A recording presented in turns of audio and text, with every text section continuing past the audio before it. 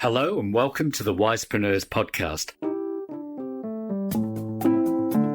My name is Nigel Rawlins and I work with a range of women who are professionals in their field. They're often 50 to 60 years old who want to start their own business.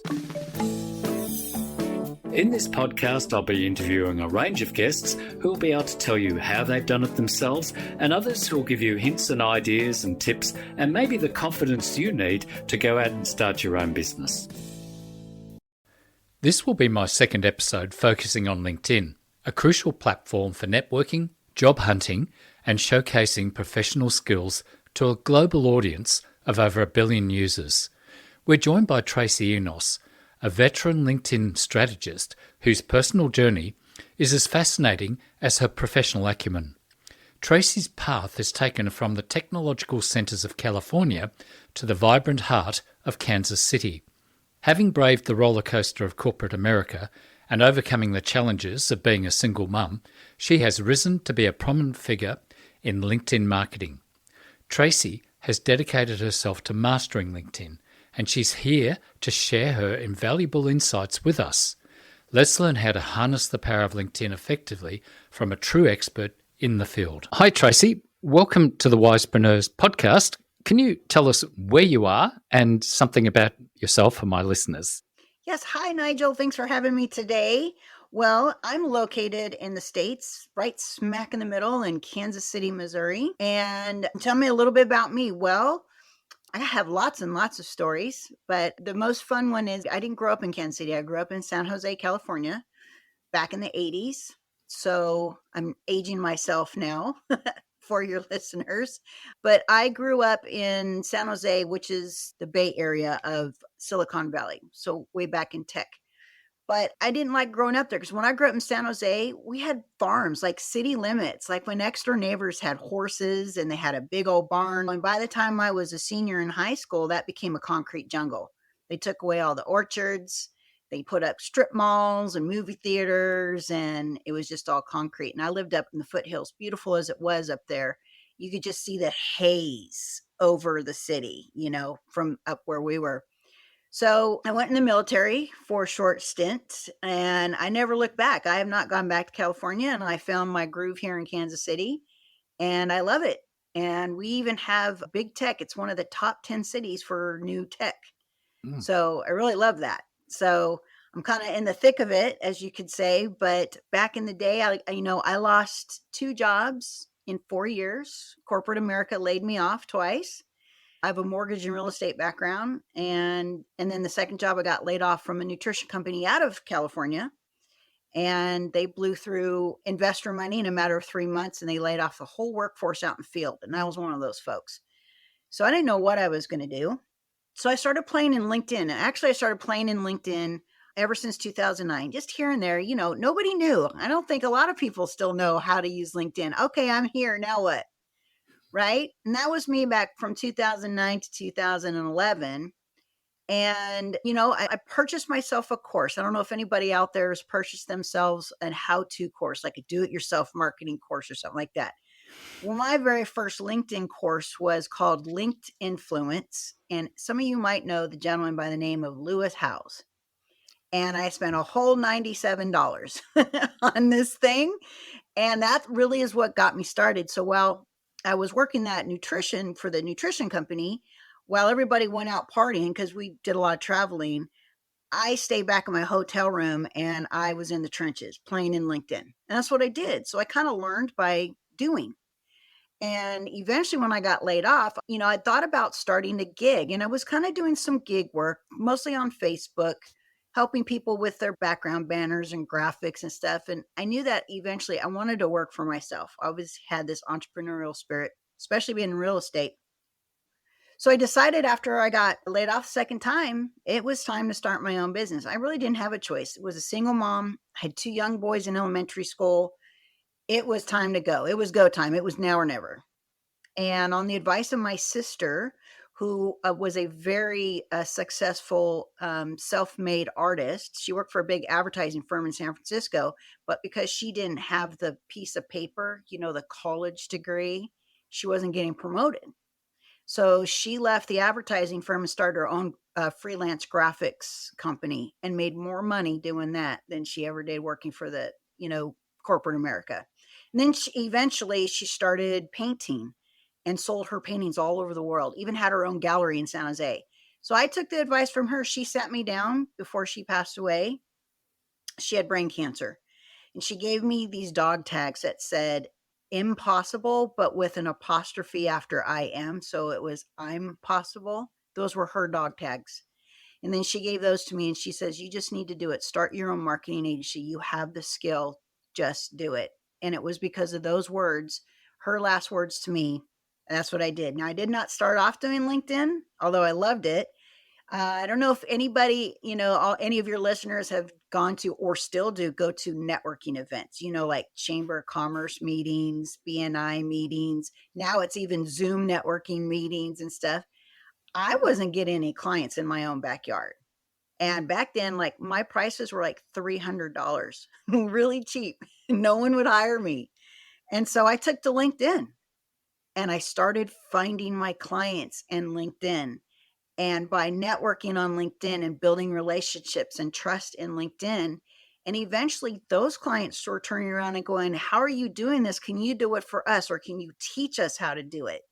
And then that was the dawn of the LinkedIn consulting firm. There you go. And over what period of time did that sort of grow? Well, technically, I was getting paid in 2013. And so, out of all the networking groups, I met a gentleman in November of 2012 named Bob Lovely, who has passed away. Became one of my best colleagues. We're best friends here in Kansas City. And we met him on LinkedIn. He reached out to me and he gave me my very first LinkedIn client. We did a profile for a new tech company here in Kansas City, a biotech company. And that was awesome. I was like, just elated that I got this client. And when I got the client for LinkedIn, even though I was doing the other digital marketing services for these businesses, I had the passion for this. I didn't have the passion to build WordPress websites or do reputation management or do, building out business directories and all the Google business and all that. You know what? The fulfillment was just not exciting for me. I could sell it all day long. I just didn't like doing the work that went with it. But LinkedIn, I can still sell it and I still love doing the work. I had found my passion. So, what was it about LinkedIn that you really enjoyed? Was it the sort of people that are on LinkedIn? It was the people. Yeah. Well, not just the people. I think I could really manage my time being a single mom, two active little kids. They're both in sports. And, I don't think I could ever worked a traditional job. I did for a little bit, but, kids go to school at a certain time. Kids have doctor's appointments. Kids get sick. Kids have sports after school, extracurricular activities. They have friends. That's a lot of work, especially for one parent. Right. And so this allowed me the flexibility. And that's what I love the most. The people were great. I've met people all over the world, but it was the flexibility that I think I loved more than anything else. And I love learning. I'm an info junkie. So it's really neat to see how LinkedIn has grown up over the last 20 years and what used to be to what is now. And being in the trenches, like, the kids go to bed, I can go play in LinkedIn, or finish, working at 2 o'clock in the morning if I wish. That's what I really liked about it. Yeah, that's amazing. What you're actually saying there is it's a lifestyle job that you can fit around having a family. I guess why a lot of people are shifting to freelancing today is so that they've got that control, so it's not like a 9 to 5 job and you've got that flexibility. Well, that's amazing that you did that. That's great. Well, let's talk a little bit about LinkedIn. Who's LinkedIn for, would you say? I think LinkedIn still today is primarily a business to business platform. I am seeing some business to customer starting to grow on LinkedIn, but I don't think it's quite there yet. I think some can be successful. It just takes a little bit longer. So, for example, if you're a real estate agent and you're looking for your next buyer or seller, that's not what it's for. You should be looking for referral partners, people that are in different industries that could send you potential clients, such as maybe mortgage brokers, business or developers, hard money lenders, private money lenders, depending on what sector you work in, whether you're commercial or residential. You could network with other agents across the country for relocation. So if you have a client that's relocating, I did a lot of that back in the day. In Joplin, Missouri, there was a company called Leggett and Platt. And we actually ended up walking into that company as being their team of choice. So we got all their relocations to and from, moving in and out. So you could work with companies doing that. Go find companies that don't have an agent or a team that can help their employees, seamlessly move in and out, and so the opportunity is great there. It really is. And I still think that it's being underutilized, and it's overwhelming for a lot of folks. It's unlike any other social media platform. There's a lot of bells and whistles to it that you don't have to use them all to make a great income in LinkedIn, but you should add them as time goes on. But I do think the overwhelm, sometimes people will just go, you know what, I can't figure this thing out. I just can't do it. And then they quit. LinkedIn is all about consistency. They will reward you for being consistent. And I'm not talking about content. Yes, they will reward you for being consistent on posting content. But I'm talking about your activities, your daily activities in LinkedIn. They reward you. So let's talk about, say, some of my clients and some potential clients. In Australia, we don't have this layoff you hear a lot about in America. I think most people stay in a job for a long time, or they might shift. And we don't hear so much about layoffs unless a company goes broke and then everybody loses their job. Maybe in America, it's a different stress to look to work for yourself. But I think what we're seeing is a lot of women in their 50s are starting to think, well, not getting anywhere at work anymore. They might have some talent, and so they might shift to work for themselves. So what advice would you give to them? They may have a listing on LinkedIn, but to then start working for themselves, what should they do? Look, I think the one thing that most people neglect to do on LinkedIn is really sit down and define what their business objectives and goals are for using LinkedIn.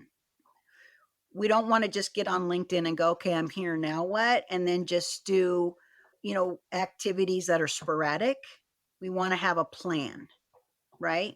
So what's the saying? If you fail to plan, you plan to fail, or something like that. It's very true in LinkedIn too. And I think what 95% of the people that I run into on LinkedIn have an opportunity to use their profile and do it well.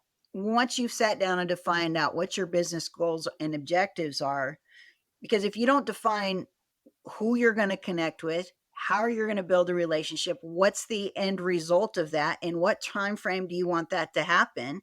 We're getting a little techie here, but what KPIs, you got to sit there and key point indicators, and that's all your analytic stuff. A little too techie. Most people don't worry about that in the beginning, but it all starts with the profile. And 95% of the people's profiles on LinkedIn suck. They really do. I think, LinkedIn is 20 years old, and I still see people, I call it's so 2011. I still see people using their profile as their resume. And if you've ever looked at a paper resume, that doesn't really tell anything about you, does it? No, absolutely. Now, you're going to have some of those, key successes and your work experience in your profile. Absolutely. But there's other things in the profile, the other sections of profile that LinkedIn allows for, that really shows more about who you are, what you do, who do you help, how do you help them, right? What kind of outcomes, results can you get for those folks, and the human side of you. So we have our little system called the HEAT system. So that is human, expertise, authority, and trust.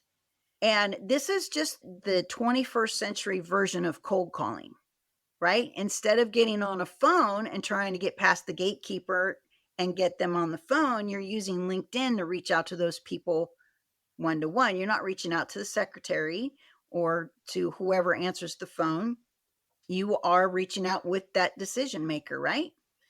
And so that's the person that you want to connect with and build that relationship with. Well, if your profile looks like garbage, If it doesn't speak to your, your expertise and the authority, and if they don't feel like they like you or trust you, you're not going to get a connection request acceptance. You're not going to get the response to your InMail or your message, and your efforts are going to go down the drain. Now, is anybody and everybody going to connect with you? No, they're not.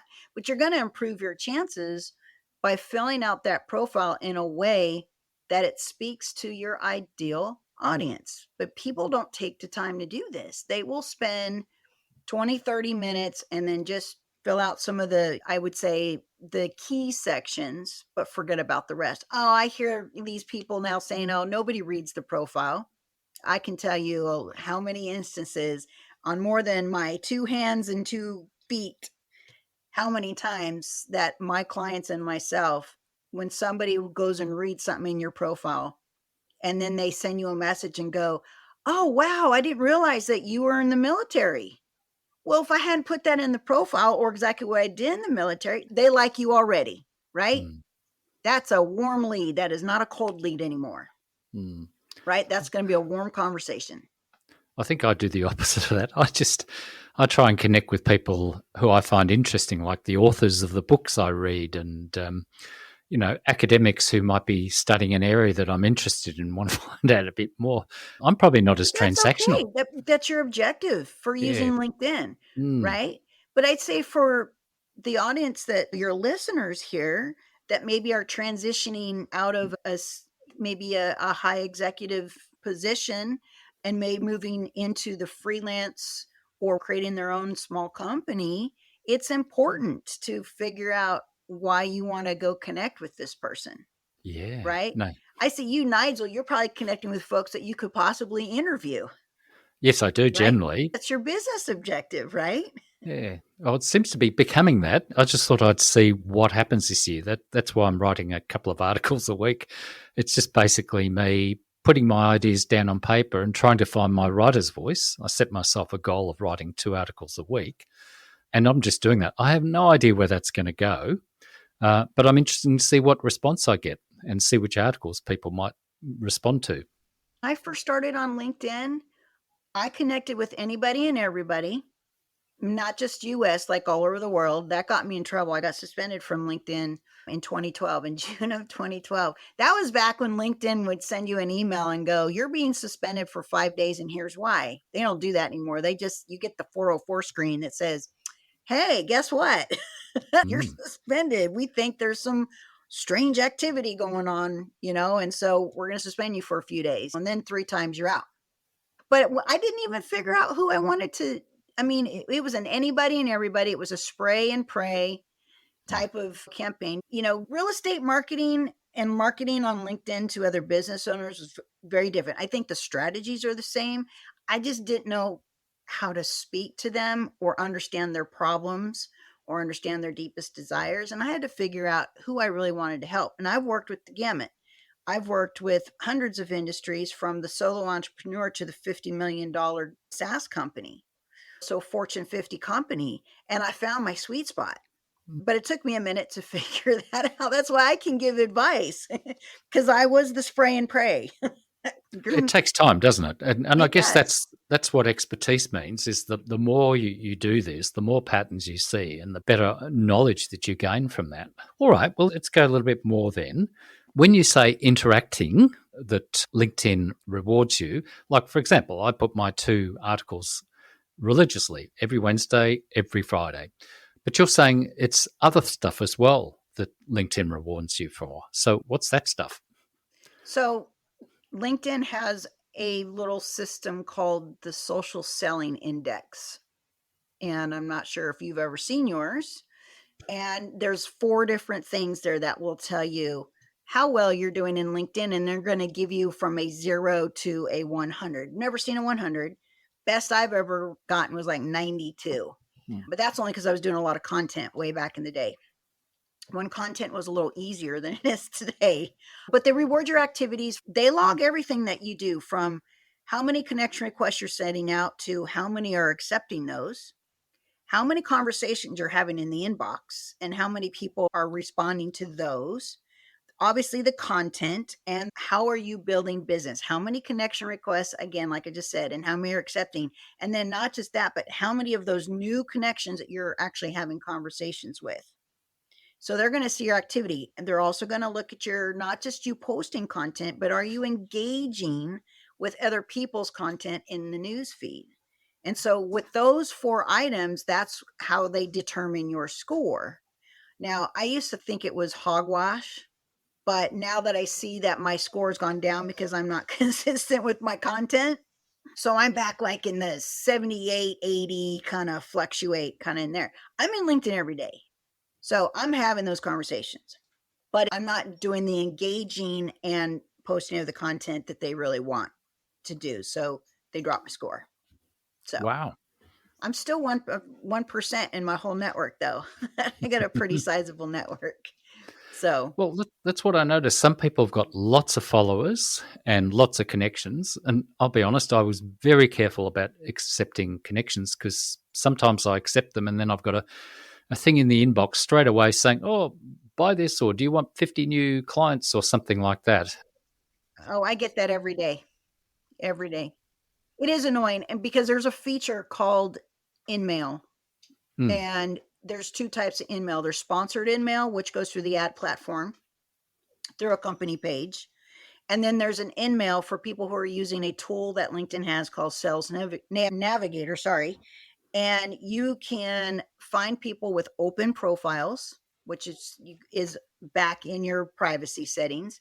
And unless you turn it off, you're open. And you can message anybody that is in a group with you for free. mm, So that's where you get these messages like, I don't know these people. They come from a group that you belong to, and anybody, doesn't matter whether you're a free or a premium or a sales navigator subscription, anybody can message anybody if they mm, have a group in common. mm. So you're going to get the spam. And I think the worst offenders are overseas, most definitely. Definitely. So I get them all the time. I get them all the time. I think you can shut off the sponsored InMails Mhm. that come from company pages, but I don't think you can shut off the InMails. As long as you're in a group with somebody, you're fair game. Mm. So, worth trying to chase lots of followers and lots of connections? Because some people have got hundreds of them. Well, some people took years, and recently a lot of people are getting the followers, and I'm doing air quotes here. And those people you can't have a real conversation with because they just follow you and can only see your content in the news feed. But you cannot message each other in the inbox and have real conversations unless either one of you go out and send a connection request, right? So the follower to connection ratio is often far off. But I'm going to tell you, look, it doesn't take a lot. I mentioned my friend Bob Lovely, and before he passed away, he had under 2,000 connections. Now, mind you, I met him in November of 2012, and he had less than 1,000. And at the time, I think I had like 1,200 or something like that connections. My network just grew exponentially. But he was a career coach, and he got laid off in his 60s from a vice president position here in Kansas City from a firm that he'd been with for, what I just say, 30 years or something like that. What's he going to do next? Well, he was already in career coaching. That was kind of what this company did. And so all he did was use LinkedIn articles. He used his Gmail, and he used his profile, and he built a 6-figure business. He didn't have a website. He had a Mac computer. He didn't even have a smartphone. I'm not lying, guys. I swear. He didn't have a smartphone, and he didn't even have a camera on his Mac. So eventually he got one so he could do Zoom calls because he did most of his in person. He was a master networker, and he was really good at what he did. And Mm, so eventually all that his network did was send him referrals. He got some new clients, but the January before the lockdown, so January 2020, he called me one day and we always chat. I said, how was business this month? And he goes, I had a record business. He was sick with, I can't think of the disease. It's where your immune system attacks your body. mm, And it starts with a G, like Guillaume's disease or something like that. Landed him in the hospital. It took him 18 months to come out. So when he was about 85% back, that was his first full month back. And he said, I made $19,000 from LinkedIn. That's pretty good. I know. And like I said, it was just articles, which are today called newsletters. It's articles. He used the power of Gmail and created his contact list in Gmail and LinkedIn and having conversations in the inbox. And then, of course, created that referral base for him. So it can be accomplished. It really can. And you don't need to start off with a bunch of fancy tools or software or equipment. The only thing I recommend that you get that's paid right now is Zoom. You're going to have a lot of meetings. I think you're right, because what you're saying there is he obviously had a service that people needed help with, and they were able to find him and connect with him. And obviously he knew how to price his services to make that sort of money.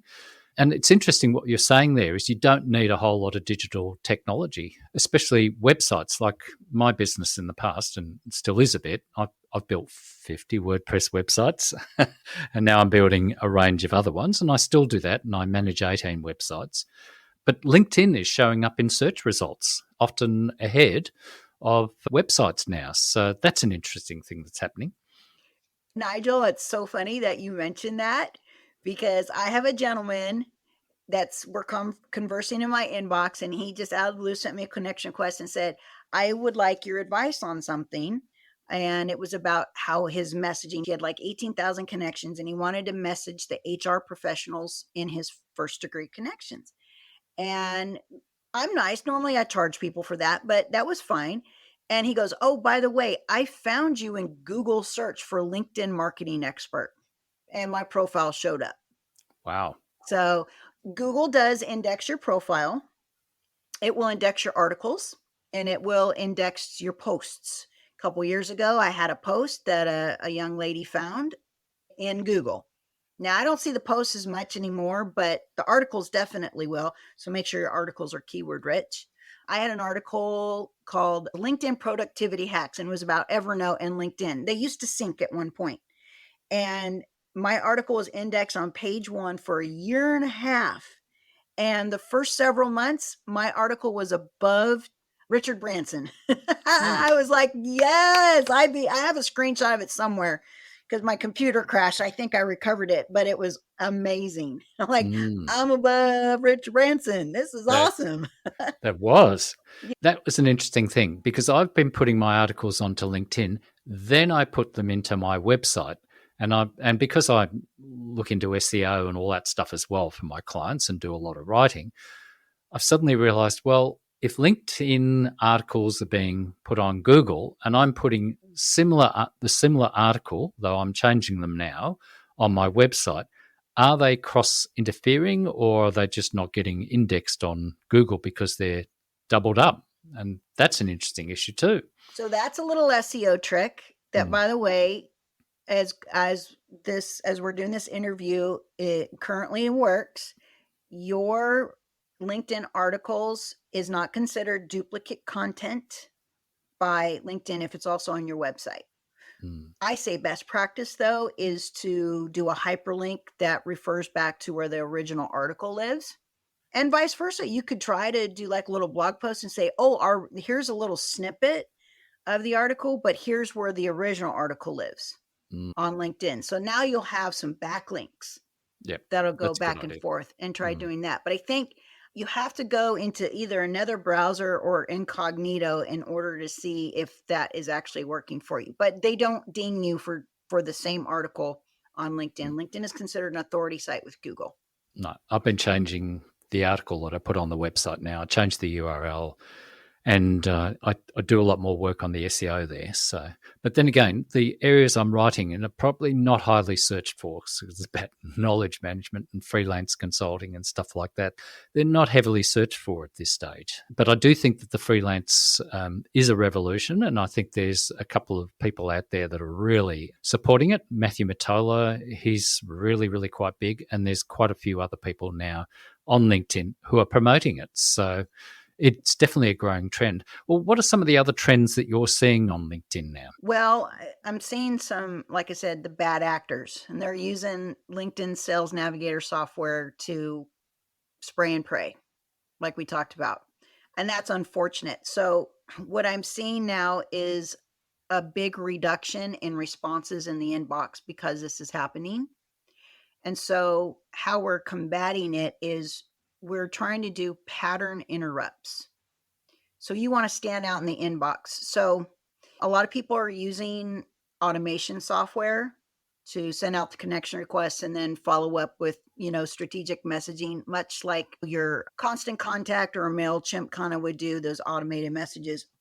However, and I'm not against automation as long as it's used strategically and lightly. I like more manual, work, but it does do some of the heavy lifting. Like if I'm sending out 20, 30 connection requests a day, I got software that does that. Now, it does violate LinkedIn's terms of service, so use very responsibly and sparingly.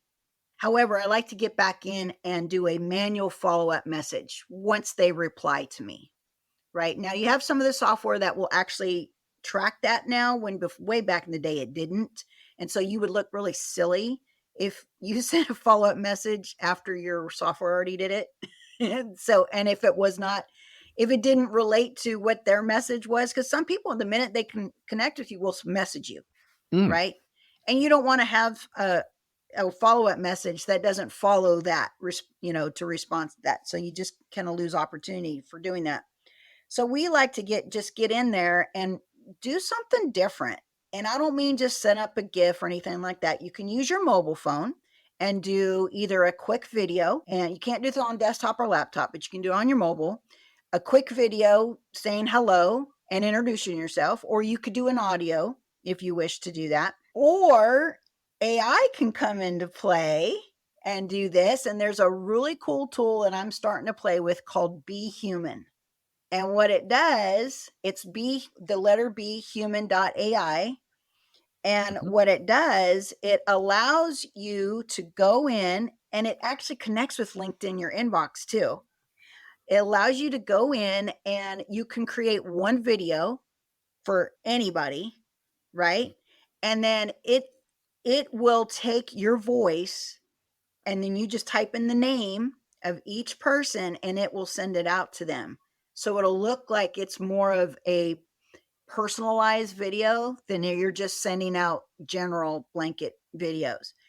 I'm not saying I'll do a lot of this right away. I think it's just going to be fun with it. But how we really stand out in the inbox is go look at the person that you've connected with.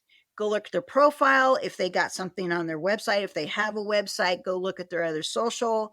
I had one gentleman that connected with me today, and it doesn't have to be a long drawn out thing. He is from Calgary, Canada. And I happened to visit Calgary, Canada back when I was 15 years old. And I have a little story, and I loved it. I fell off a glacier. Well, I fell down a glacier, not off a glacier.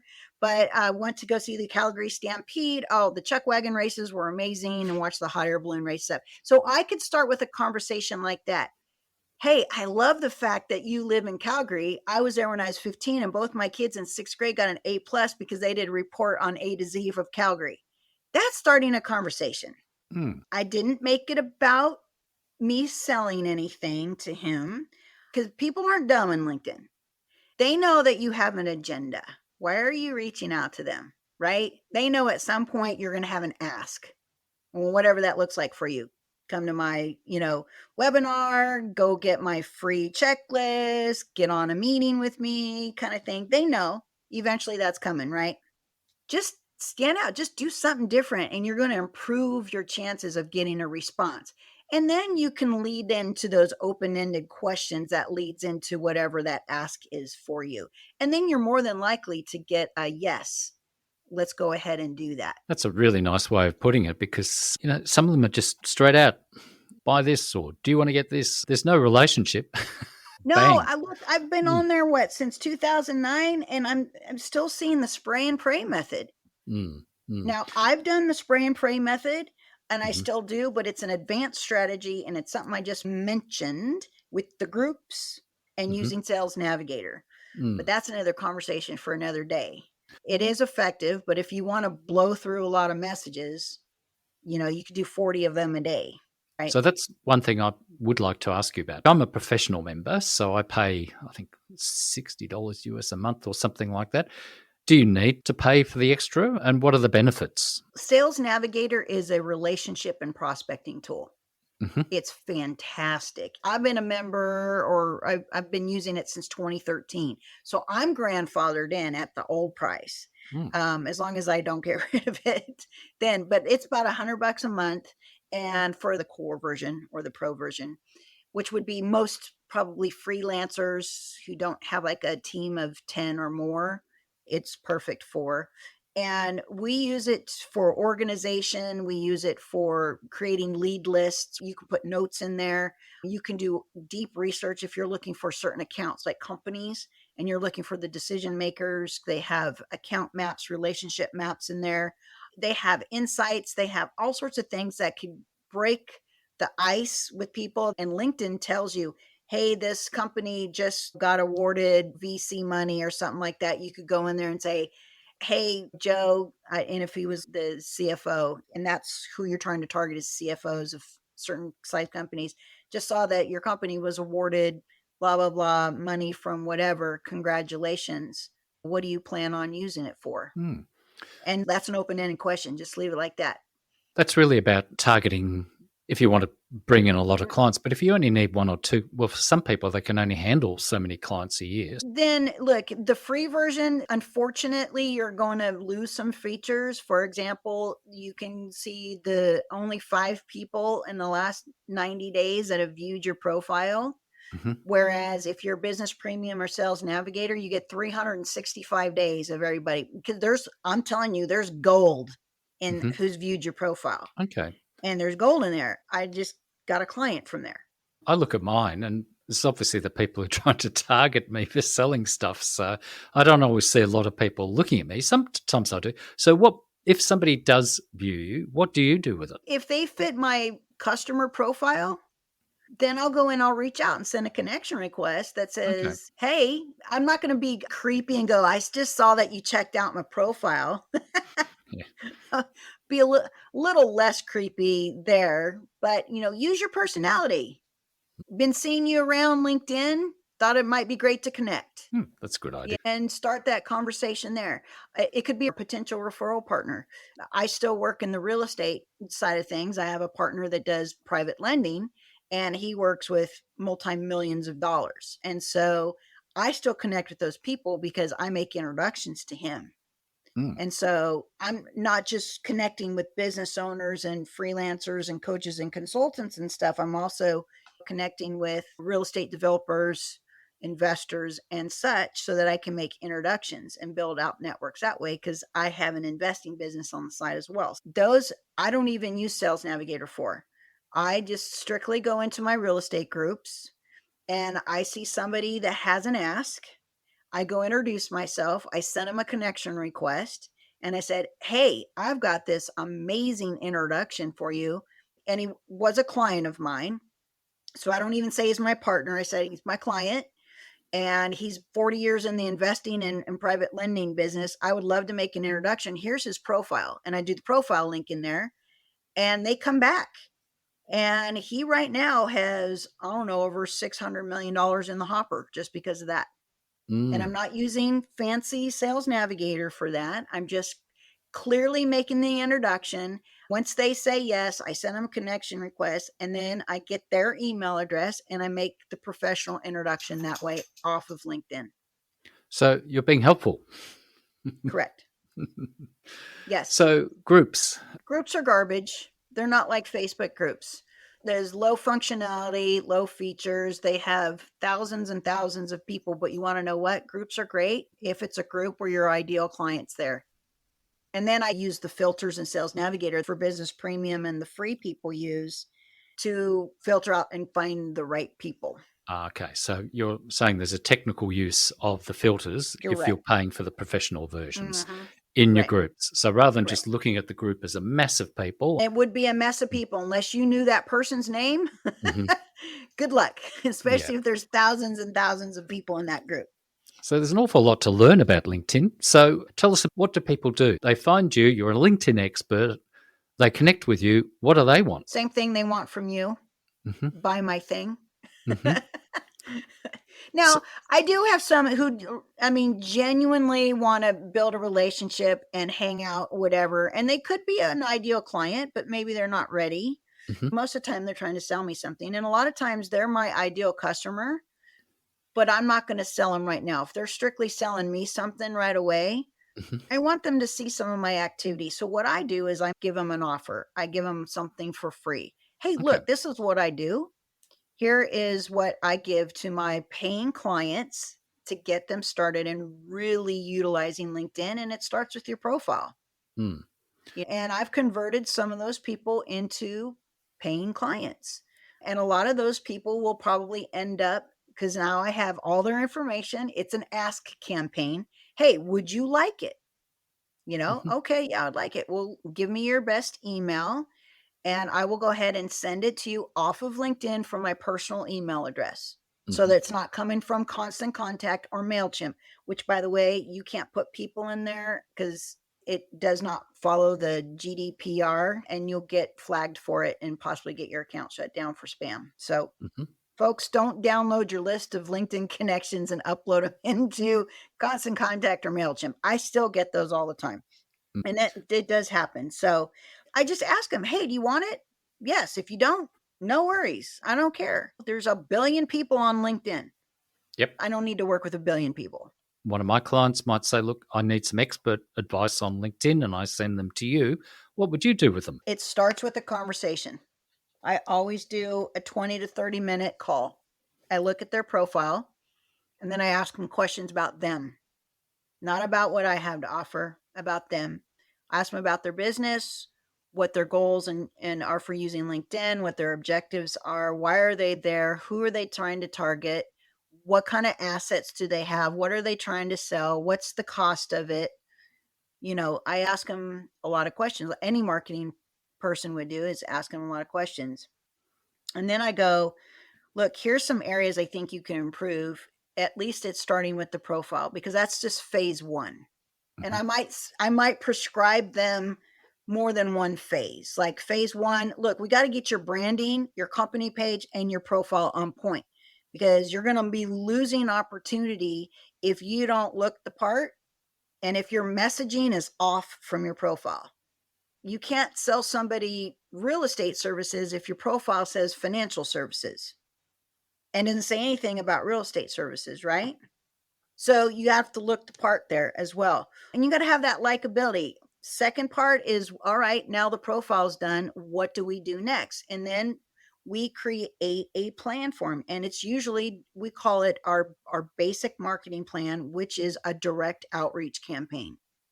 And a lot of times, depending on the network, like this fella that was that was looking for the HR people, he starts with his first degree network. And a lot of people have that. Hey, let's go use Sales Navigator and let's go filter out and start with our warm market. Let's see if we can get some low hanging fruit, right? And then we start creating a cold outreach campaign and list. And then the next phase with that is, all right, now we got that going. How do we get them off of LinkedIn and into other marketing channels so that we are touching them, not just in LinkedIn, but maybe their email, or you can use a piece of software like Go High Level, which has ringless voicemail or even SMS marketing or text marketing as well. That's called a multi-channel campaign, right? Not everybody's in LinkedIn every day. Not everybody is checking their email every day, or maybe your email landed in their spam box, right? Or whatever. We are touching them. If they are really your ideal client, then you will set up a system to follow up with these people, even if they don't reply to you right away. And then for the ones that do, how do we set up a follow-up campaign so we stay top of mind with them so that when they are ready, we're the first name that rolls off their tongue? That's great. So really, how long does that take to start getting to roll along and start getting results? Well, LinkedIn has activity limits. So you cannot go gangbusters in LinkedIn and think that it's unlimited. It's not. You're going to get yourself in some hot water with LinkedIn. You're going to get suspended for 3 to 5 days at your first round. Maybe it's 24 hours, depending on how bad they think you offended them or whatever. But I can do some advanced campaigns and add 1,000 people to my list that get my free thing in a matter of a few months, 2 or 3 months. But the whole key to that is following up with them, right? How do I put them into a follow-up campaign or reach out to them? A lot of times I'll just go into my Gmail and I'll just send them a personal message. You can create templates in Gmail. It's going to be Mm. the same thing for all of them, right? But I can just, hey, how did you like the checklist? Have you been working on your profile? Anything you want me to review for you? Stuff like that. There will be people that will be ready to work with you. You have the right person at the right time with the right problem, and you have the solution. But for the majority of them, you have to nurture them. So what you're saying there is to have a system. Now, for example, if somebody comes to me and they want to set up their business and all that and they want a website, the website is going to take a while before it gets any response on Google. And I don't know how relevant Google's going to be with AI and everything out there at the moment. So LinkedIn, to me, is coming across as probably the best place to start marketing your business. I think you still need the digital presence as well in terms of a website to give more detail. But LinkedIn seems to me to be the quickest way to get going if you decide you want to freelance or become an independent consultant. Look, this is how I started. Mm. I had a full-time job and I was traveling and I had 2 kids. Everybody has their thing and I get that and it's okay, but you got to really define your goals and how long it take to achieve your goals, and maybe you cut out some things out of your life that would allow you some of the time to start using LinkedIn to market. Maybe that's the 1 hour of TV after the kids go to bed. Maybe you can DVR that show and then go spend an hour in LinkedIn. Do that a few times a week and just start building that. You don't have to have everything perfect. And I'm the queen of perfectionism over here. I've been trying to launch my digital course for 2 years now and I still haven't done it. I know when you have a thing that says, "Oh my God, I have so many videos to create," it's overwhelmed with everything else that I'm doing. And I'm like, I'm pulling my hair out. And so, just get in there and make it a point to get started. It doesn't have to be perfect. Your website doesn't have to be done. By the way, I took my website down from WordPress. I'm doing it over and go high level just because I was having too many issues with it. I don't even have a website right now, but when I first got started, I didn't have a website for 10 years. No one cared because everything that I had was in my profile. Now, did I have like landing pages with funnels and stuff? I did have that, but those were simple and they're not as comprehensive a website. But no one really cared. No one's like, well, you don't have a website, I'm not going to work with you. Well, maybe a couple people said that, but I overcame that with, what's the website really going to tell you that my profile doesn't? Actually, my profile probably tells you more, and my activity than website. So don't have to be perfect. Just get in and get started. And it's okay. You get 30,000 lifetime connections on LinkedIn. Even if you connect with what you think are the wrong people, it's okay. You can remove them at some point later, but it looks good to have a network. People, it is a social proof thing to have more than 1,000 connections. I'm very slow at connecting out there. But I'm very Nigel, careful. it's okay. Remember how slow Bob grew his network and how much money he was bringing in? Yeah. Don't even worry about that. Yeah. I mean, but I'm just saying, if you are really serious about using LinkedIn to grow your business, then you're going to have to do that. But there are some tricks that you can grow your network in 5 minutes. Do you get to tell us? Oh, okay. I'll tell you. You twisted my arm. You can go in there and you can connect your email address and sync it with LinkedIn.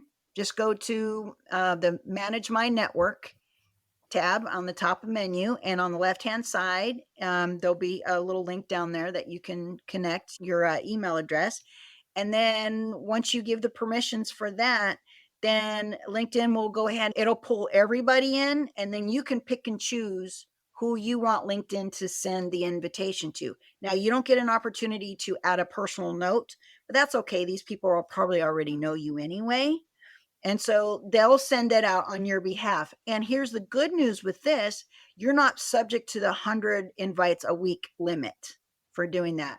And you could quickly grow your network 250, 500,000 people by just doing that alone. You could also sync your phone contacts too, and that's a little bit different, but most everybody that's in my email address is in my contacts anyway. So I wouldn't recommend people do that. Just do the emails first, and you can do more than one email too.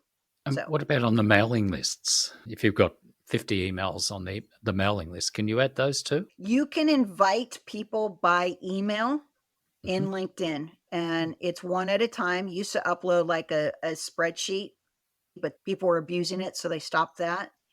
But it has to be the email that they use for LinkedIn. That's the unfortunate part of that. I'll invite them their way. But yes, I might try that Gmail one because I used G Suite for my domain name. Now, that sounds a good idea. Yeah, because here's the thing. What people don't realize is you're not just connecting with that person that you know by doing this.